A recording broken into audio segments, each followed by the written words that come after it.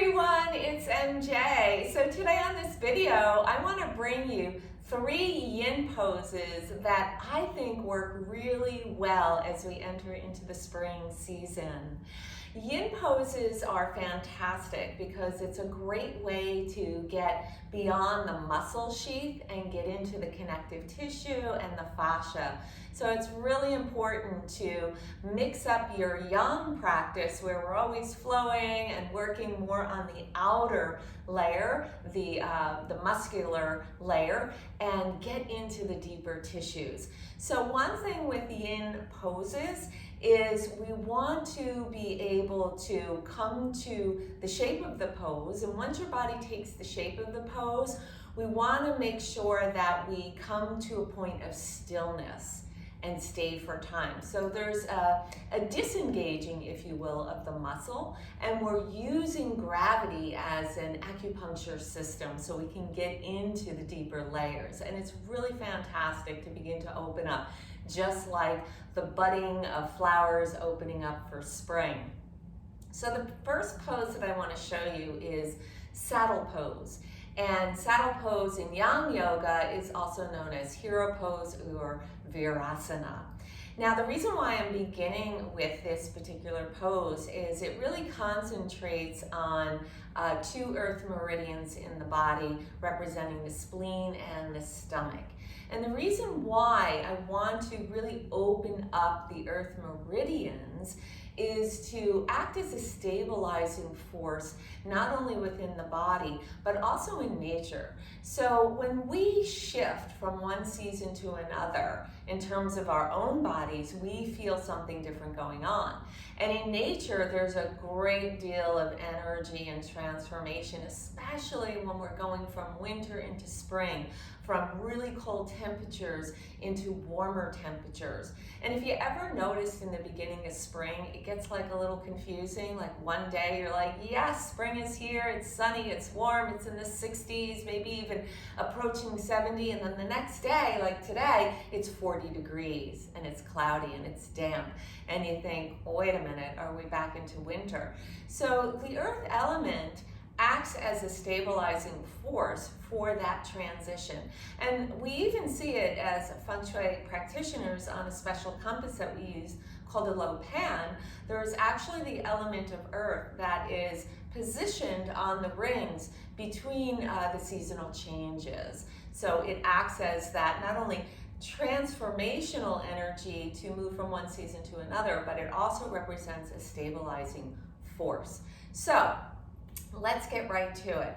So we're going to come into saddle pose. I'm just going to move around sideways on my mat here so you can see better. So with hero's pose, Virasana in Yang Yoga, we would sit upright as such, and we can move down onto our back called Supta Virasana.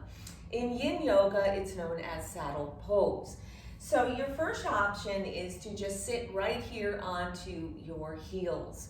And we're really going to get a strong activation through the toes, top of the feet, shins, and up through the thighs. And that really hits the spleen and stomach channel, which is also going to rise up. Now, you have an option if you feel that you cannot really sit on the heels. You can take a block and you can place it underneath, right, the sit bones and sit onto that. So it gives you some elevation and height. And so you may just want to stay here. Now with Yin Yoga, we want to make sure we come into a position in the pose so the body's taking the shape of the pose, but where we can come for time, so sustainability. So you may not want to come into your deepest expression and then 30 seconds in to the pose, you're wiggling and waggling, and so you're going to really lose the benefit of the acupressure through gravity to get into the deeper layers. So we want to be in stillness. And we come for time in Yin Yoga, so minimum should be 3 minutes. We want to be able to see a phase change occurring, which really happens at around 90 seconds, but 3 minutes is a good time frame to work with. You can go to 5 minutes, but I would stay at 3 minutes. So make sure you have your cell phone with you, just turn it on silent so you're not going to be disturbed, but put your stopwatch on so you can actually time the 3 minutes. You just don't want to guess. Now, if you don't need the block, don't use it. Okay, So let's just say no block is necessary, but you feel you can go a little deeper in the pose and it'll be sustainable for you. So you can begin to take your hands back, and this is where we're going to begin to work the spleen and stomach channel, working up through the framework of the abdomen and the chest. Perhaps you can go a little bit deeper. It's still sustainable for you. You can take blocks and use them as benches for your forearms. Maybe this is where you stay. Maybe your body is able to go a little deeper. So you can create a heart bench, which you can take one block horizontally to place at the mid-thoracic spine, and the other one can become a pillow, and you can elevate it a little bit higher, so take it up.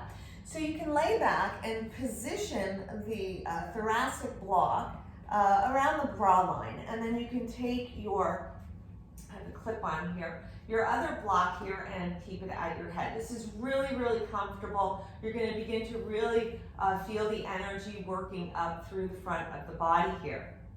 Your arms can lay down alongside the body, or if you'd like to work in with the heart and the lungs, you can open up the arms in cactus position here, and you're really going to open up that chest. So if you're back all the way to get up, engage the lower abs, inner thighs, take the elbows first to the earth, and then replace your hands with the elbows. Now let's just say that you need a little bit more than those blocks. You can use a bolster or a long pillow, and you can lay down here. The other option, if you do not need any props, right, and you feel that it is sustainable, you can come all the way down onto the back body. Your hands can be either on the hip points, lay the arms flat, or you could take them overhead, genie arm position, and you're really going to get the full expression of the pose.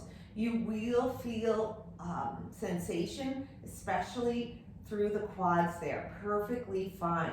So after the 3 minutes, if you're all the way down, you'll release the arms, engage lower abs, inner thighs, elbows first, replace with the hands, and come on up. Now, we always want to have a chi flush as a rebound to feel the energy flushing through those meridians. So you can either come down on your front body. I like to bring my legs around mindfully and then come back into what we call a hammock position. So onto the forearms. Let the feet just roll out east-west and just take the chi flush. So I would say 5 to 10 breaths here and enjoy. So what you're going to feel is tingling sensation, most likely toes, tops of the feet, right up the shins, knees. That's great. We're getting a beautiful flush of energy through the body. You can even lay down on the back body if you want in Shavasana for a good 5 to 10 breaths. Beautiful. So that's the first pose, very earthy. And then I would say, take a look in your environment at the earth portents, which is actually an axis line. I like to call it the earth axis line that runs northeast, center to southwest in your structure. And you want to make sure that those rooms, those areas, are well stabilized. Strong earth elements and some fire to boost the earth. And you can find all that information on how to handle those areas, figuring them out, and the elements, and so on and so forth in my publication, The Rooms and Realms of Our Homes, Weaving the Power of Attraction into Design. All right, the next two poses that I want to demonstrate for you work with the wood element. And so why wood element? Well, as we enter into spring here, the wood element is very, very strong. The vernal equinox that we passed through a little more than a week ago, wood is at its peak point. So it's very, very strong. Why is wood so strong? Well, it takes a lot of energy to bring those plants to purge through the soil, to find the blossoming of some of the flowers that are opening up right now, and for the buds on the trees to begin to awaken and also blossom. That is wood energy, your plants and your trees and your shrubbery. That's all wood energy in nature. So we want to work with wood chi. So two specific yin poses that I want to demonstrate will work with wood organ systems. The first one I want to show you is shoelace pose, and in Yang Yoga we call it Gomukhasana, cow face pose, just working with the base. And I'm choosing that one first because it is yang wood, and it's going to work mainly with the gallbladder, which is a yang wood organ system. So there are different ways to get into this pose. The easiest, why not, go for easy, no need to complicate. We're going to take the right knee over the left and make sure you check your heels, that they're equidistant from your hips. The other thing you want to make sure of is that both sitting bones are rooting down into the earth. So if you find that one of them are popping up, lengthen out the lower leg, the leg underneath, and you come into half shoelace pose. So that's perfectly fine. Now, another option here, if you find that there's some space, a gap between the knees here, you can soften that gap with your blanket. You can just fold it in there, and that will be very nice. If this pose is really not accessible to you in a seated position, you can take it in a reclined position. You'll get the same impact, crossing one knee over the other, laying down on the back body, and even taking hold of the feet so you can really begin to feel the energy in the outer hips. That's what we're shooting for here. That's the gallbladder chain. Now with the right knee on top, you're really going to feel that outer right hip. So when you're ready and for sustainability, you want to be able to just drape the spine forward. So once again, there are some options here. If this feels good and sustainable, you can just lay your chin down on the knee and ease into it. And if you cannot bring that chin all the way down, then it's a good idea to take that block, maybe a third eye becomes the bench, and you'll rest in. The other thing to take note of, again, once you come into the pose, and remember, we're staying for a period of time where it's going to be sustainable. I'm just going to look up here for a moment so I can see you, right? And you can see my eyes.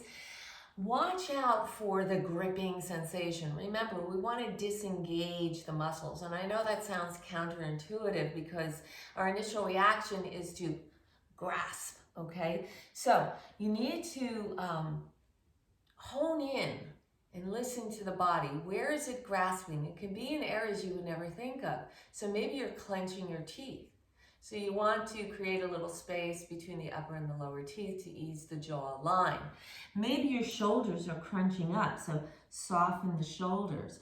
Maybe you're scrunching out the toes or flaring them out, ease them. Find some ease in the edges of the feet as well, and let that line of energy just ride up and move back and soften into the hips.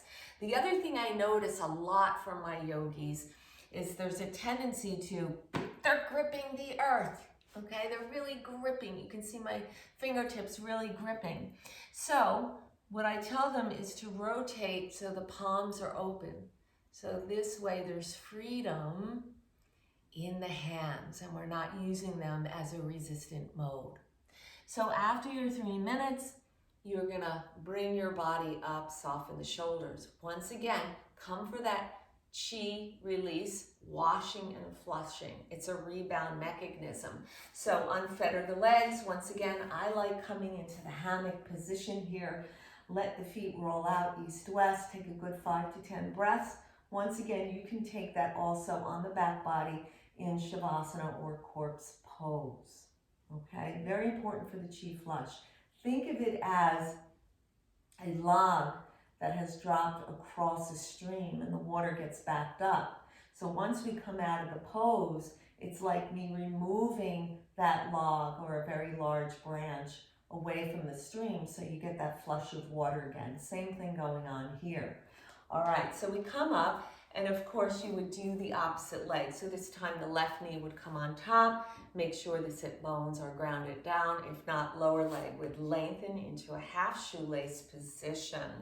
Once again, if you need the blanket to soften, if there's a gap, you take it, okay?